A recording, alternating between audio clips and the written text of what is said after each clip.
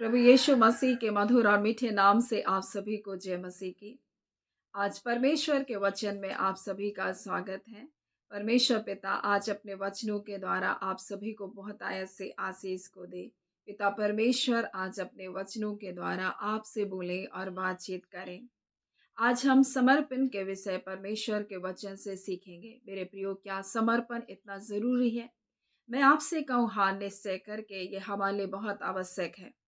समर्पण क्या है मेरे प्रियो? समर्पण ये है कि हम अपने आप को परमेश्वर के इच्छा के अनुसार अपने आप को समर्पित कर दें, परमेश्वर के इच्छा में अपने जीवन को लेकर आए।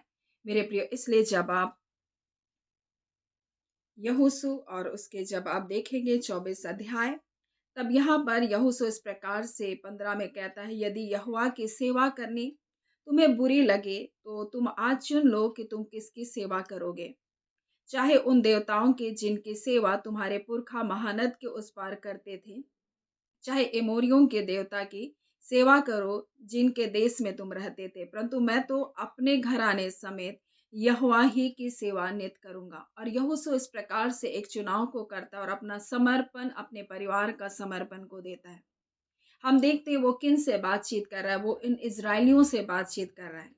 उन इजरायलियों का भी परमेश्वर यहोवा है और यहोशू का भी परमेश्वर यहोवा है। परंतु कई बार हम जैसे मसीह परिवार में जन्म लेते हैं और हम एक आधा अधूरा जीवन को जीते हैं।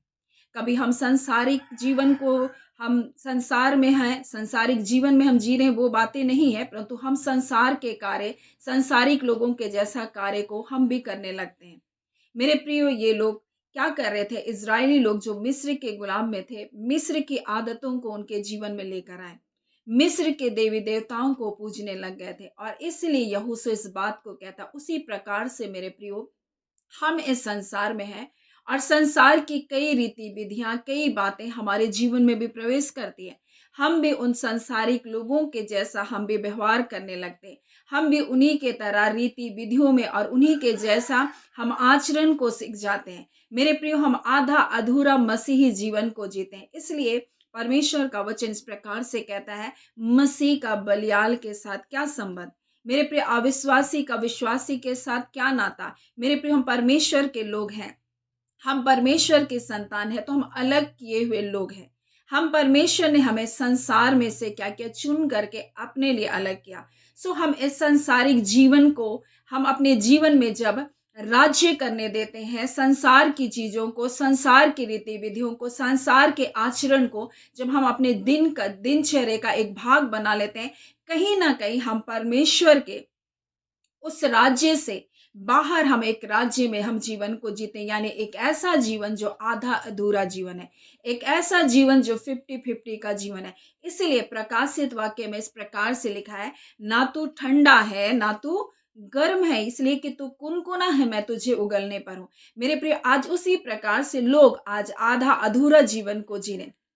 इसीलिए हमें एक समर्पण की जरूरत है।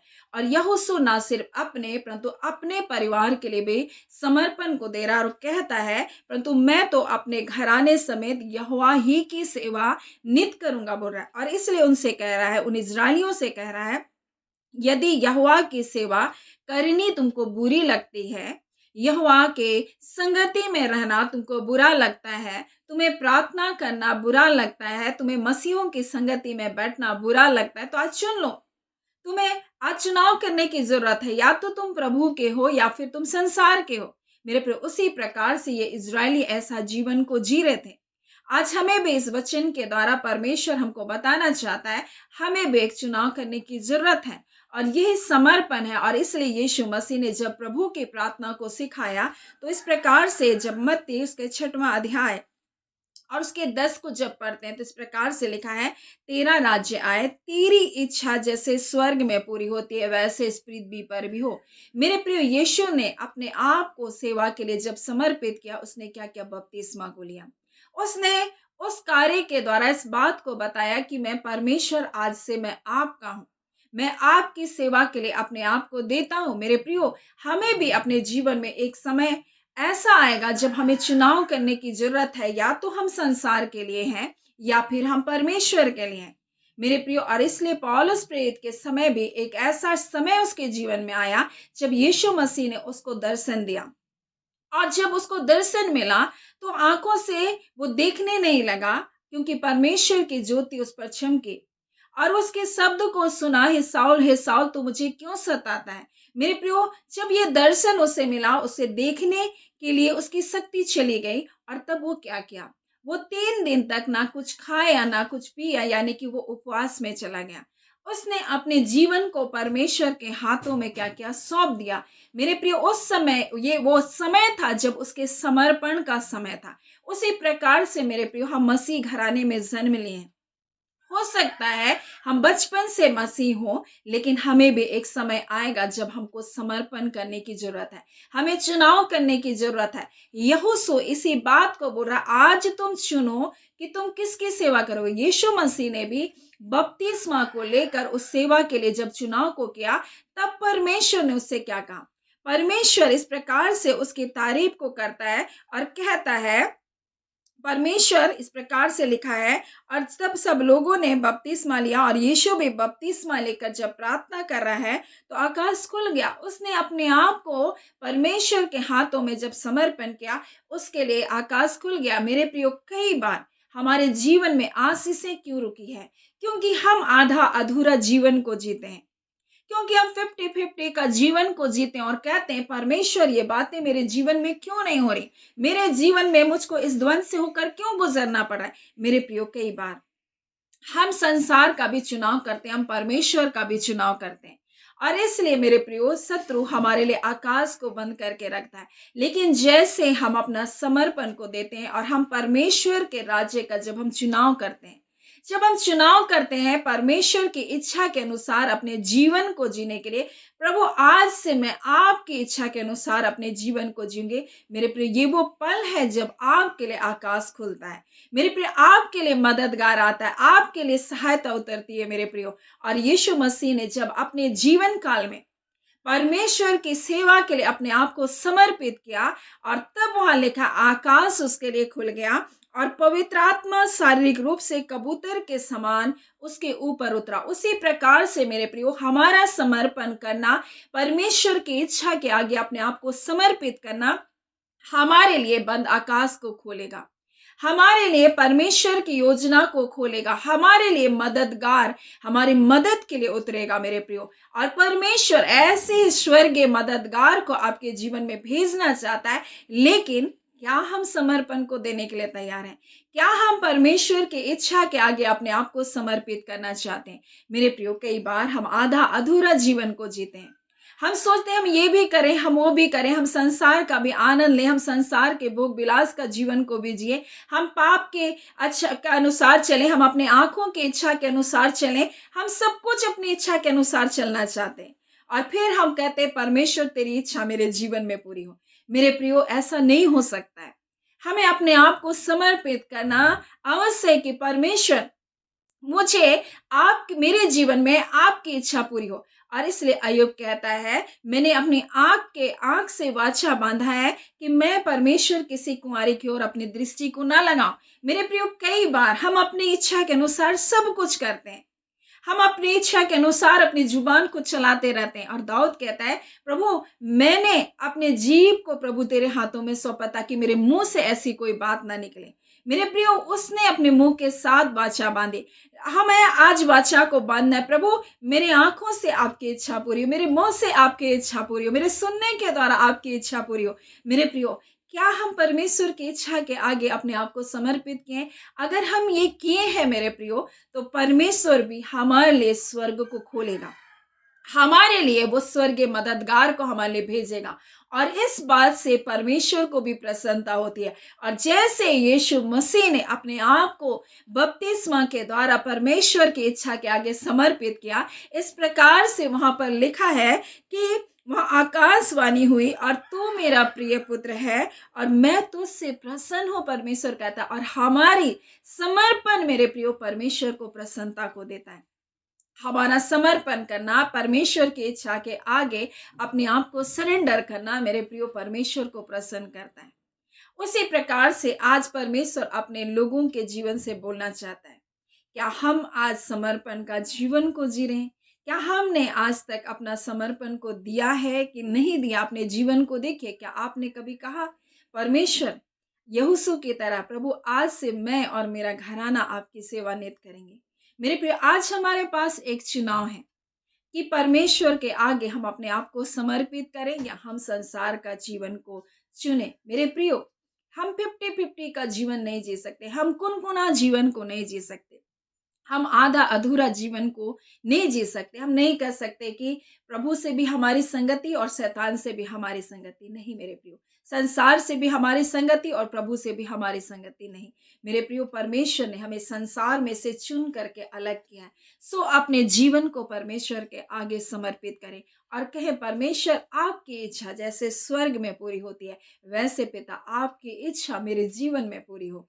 मेरे प्रभु, आपका राज्य मेरे जीवन में आए। इस प्रकार से जब आप समर्पित करेंगे मेरे प्रियो, आप उस हर्ष, उस आनंद को अपने जीवन में देखेंगे। आप देखेंगे परमेश्वर का राज्य जो है आपके जीवन में आएगा। परमेश्वर का राज्य जब आपके जीवन में आएगा, वो छुटकारे का राज्य है। मेरे प्रियो, वो आनंद का राज्य, वो शांति का राज्य है। आप इस पृथ्वी में रहते हुए भी स्वर्ग का आप अनुभव करेंगे। आप स्वर्ग के आनंद का अनुभव करेंगे। आपके अंदर से वो पीड़ाएं, वो दुख, वो निराशाएं कब आपको छोड़कर चली जाएगी, आपको पता भी नहीं लगेगा। ये है हमारा प्रभु परमेश्वर, आपके उस टूटे हुए हृदय को जोड़ देगा। आज मेरे प्रियो, क्या आप समर्पण करने के लिए तैयार हैं? क्या अपने जीवन को परमेश्वर की इच्छा के अनुसार सौंपने के लिए तैयार हैं? मेरे प्रिय, यीशु मसीह को जब क्रूस में बलिदान होना था, उसने क्या कहा? कहा उसने, हे पिता, मेरी इच्छा नहीं परंतु आपकी इच्छा पूरी। उसने परमेश्वर की इच्छा के आगे अपने आप को समर्पित किया। आज हमें भी यही करने की आवश्यकता है। जब आप ऐसा करेंगे, आपके लिए स्वर्ग के दरवाजे खुलेंगे। मेरे प्रिय, आपके लिए उन आशीषों के दरवाजे को परमेश्वर खोलेगा। आपके लिए परमेश्वर स्वर्गीय मददगारों को इस पृथ्वी पर भेजेगा और परमेश्वर आपके जीवन को देखकर आपकी प्रशंसा को बढ़ाएगा। जिस प्रकार से वहां आकाशवाणी हुई और वो कहता है, तू मेरा प्रिय पुत्र है, मैं तुझसे प्रसन्न हूं। परमेश्वर अपनी प्रसन्नता का प्रमाण आपके जीवन में प्रकट करेगा। आप उन भलाइयों को अपने जीवन में देखेंगे, परमेश्वर की उस कृपा को अपने जीवन में उतारता हुआ देखेंगे। सो परमेश्वर पिता इन वचनों के द्वारा आप सभी के जीवन को बहुत ऐसे आशीष को दे। आमीन। आइए हम प्रार्थना करेंगे। धन्यवाद देते हैं जीवते सच्चे सामर्थ्य पिता परमेश्वर, प्रभु यीशु के नाम से अब आपके पास आते हैं। आज के सुंदर समय के लिए पिता आपका धन्यवाद देते हैं। आपकी दया, आपके अनुग्रह, आपकी सुरक्षा के लिए पिता आपका धन्यवाद देते हैं। खुदान परमेश्वर, आपने एक एक प्रियजनों को आपने संभाला है, सुरक्षित रखा है पिता। आपने अपने अनुग्रह रूपी ढाल से प्रत्येक के जीवनों को घेरे रखा है पिता। खुदान परमेश्वर, आज तक आपके प्रियो ने आपकी इच्छा के आगे अगर अपना समर्पण को नहीं दिया पिता, ये मौका, ये अवसर आज उनके जीवन में आप देना चाहते खुदान परमेश्वर, ताकि वो अपने जीवन को आपके सामने आपकी इच्छा के अनुसार प्रभु जी आपकी मर्जी में परमेश्वर पिता समर्पित कर सके पिता।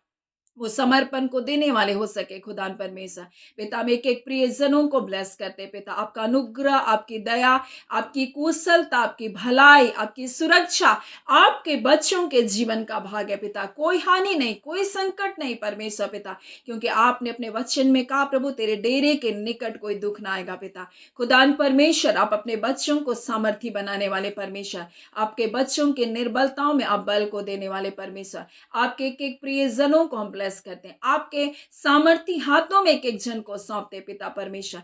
आपकी दया, आपका अनुग्रह एक एक के जीवन पर निरंतर बना रहे। जितने बीमार है पिता, यीशु के नाम से चंगाई को प्राप्त करे पिता। खुदावन परमेश्वर, चाहे बीमारी का नाम कुछ भी क्यों ना हो प्रभु, चाहे वो कितने भी बड़े पिता परमेश्वर रूप से परमेश्वर उसके सामने रखा गया प्रभु, और पिता परमेश्वर वो कहा गया प्रभु, ये बीमारी हाँ पिता ला इलाज है, परंतु खुदान प्रभु यीशु मसीह आपके सन्मुख सब कुछ संभव है, क्योंकि आप कहते हैं मेरे रोग से मेरी जान पहचान है। आप बनाने वाले परमेश्वर हैं और आप जानते हैं प्रभु हमारे जीवन में कहाँ गड़बड़ी है और कैसे ठीक करना है। खुदान परमेश्वर प्रभु जी, आप हमारे निर्माण करता परमेश्वर है, इसलिए बेस्ट तरीके से प्रभु आप अपने लोगों का इलाज करना जानते हैं प्रभु। अपने चंगा करने वाले हाथों को बढ़ाकर अपने बच्चों के जीवन में उस चंगाई को आप दे रहे हैं पिता। आपका धन्यवाद खुदान परमेश्वर। आप रचनाकार परमेश्वर है पिता। आपने मनुष्य को बनाया और पिता मनुष्य के अंग जब बन रहे थे पिता, एक एक अंग की संरचना आपकी पुस्तक में लिखी गई है पिता। आज चाहे जहां कहीं भी गड़बड़ी है प्रभु, जहां कहीं बीमारियां है प्रभु, यीशु आपने जो मूल्य को चुकाया है प्रभु, उस मूल्य के कारण प्रभु यीशु ये चंगे किए जा रहे प्रभु। आपका धन्यवाद। आपके कोड़े खाने से प्रभु ये चंगे किए गए हैं।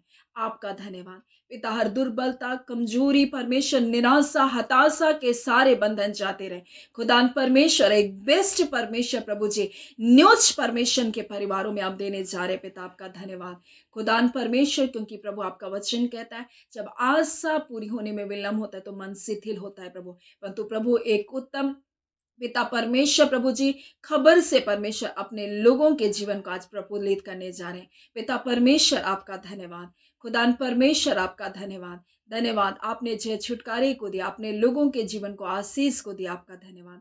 प्रार्थना में यीशु के नाम से हम मांगते हैं, दया सुने अनुग्रह से ग्रहण कर लीजिएगा। आमीन। परमेश्वर पिता आप सभी को बहुत ऐसे आशीष को दे। आमीन।